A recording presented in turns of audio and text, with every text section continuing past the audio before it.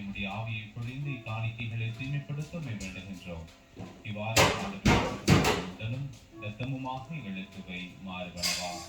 அவர் பாடுபட உளம் கணிந்து தம்மை கையளித்த போது அப்பத்தை எடுத்து நன்றி செலுத்தி இதை பிட்டு தம் சீடர்களுக்கு அளித்து அவர் கூறியதாவது: அனைவரும் இதிலிருந்து பெற்று உண்ணுங்கள், ஏனெனில் இது உங்களுக்காக கையளிக்கப்படும் என் உடல்.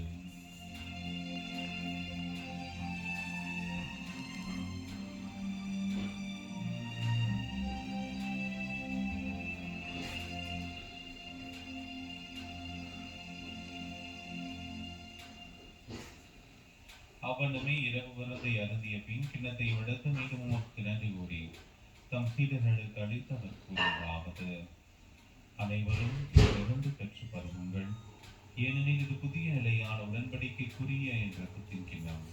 இது பாவ மன்னிப்புக்கென்று உங்களுக்காகவும் பலருக்காகவும் இந்த படம். இதை என் நினைவாக செய்யுங்கள்.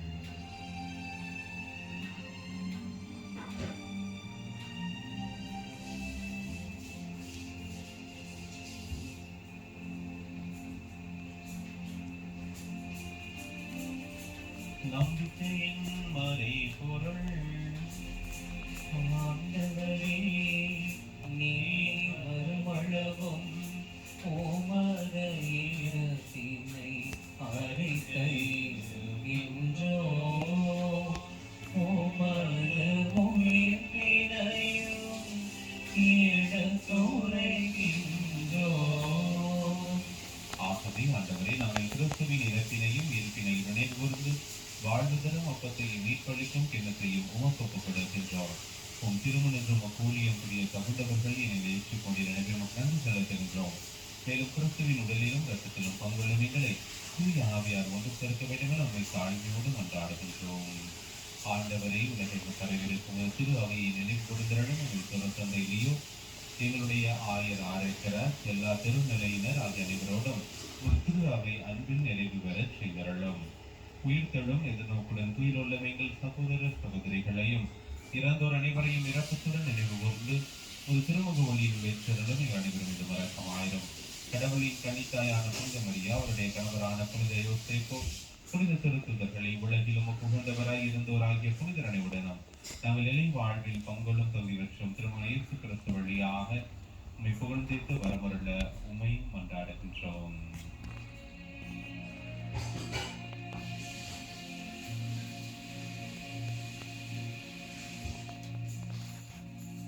இவர் வழியாக இவரோடு இவரை எல்லாம் வல்ல இறைவனாகிய தந்தையே, தூய ஆவியாரின் ஒன்றிற்கும் எல்லா புகழும் மாற்றியும் என்றென்றும் உமக்கு உரியதே.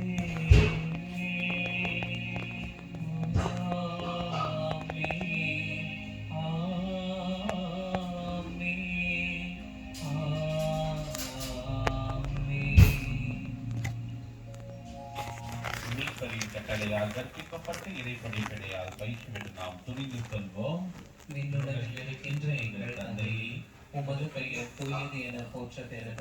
உமது ஆட்சி வருக. உமது திருவுளம் விண்ணுலகில் நிறைவேறுவது போல மண்ணுலகிலும் நிறைவேறுக. எங்கள் அன்றாட உணவை இன்று எங்களுக்கு தாரும். எங்களுக்கு எதிராக குற்றம் செய்வோரை நாங்கள் மன்னிப்பது போல எங்கள் குற்றங்களை மன்னியும். எங்களை சோதனைக்கு உட்படுத்தாதேயும், தீமையிலிருந்து எங்களை விடுவித்தருளும். ஆண்டவரே, தீமை அனைத்திலிருந்து எங்களை விடுவித்து எங்கள் வாழ்நாளில் அமைதியை கனிவுடன் உம்மை மன்றாடுகின்றோம். உமது இரக்கத்தின் உதவியால் நாங்கள் பாவத்திலிருந்து எப்போதும் விடுதலை பெற்று யாதொரு கலக்கமின்றி நலமாயிருப்போமாக.